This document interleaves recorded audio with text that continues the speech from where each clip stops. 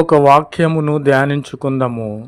ఆమోసు గ్రంథము 5వ అధ్యాయము 10వ వచనములో ధ్యానించుకున్నట్లయితే, గుమ్మములో నిలిచి బుద్ధి చెప్పు వారి మీద జనములు పగపడతారు.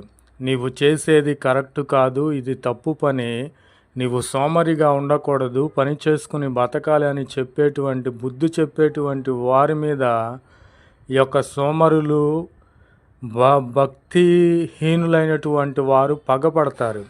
యథార్థముగా మాటలాడు వారిని అసహ్యించుకుంటారు. వీరికి లంచగొండులైన వీరికి నిజాయితీ పరులు నచ్చరు.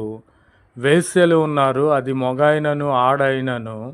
ఈ వేశ్యలకు అంటే వ్యభిచారము చేసేటువంటి వారికి కాపురము చేసుకునేటువంటి వారు ఏమాత్రము నచ్చరు.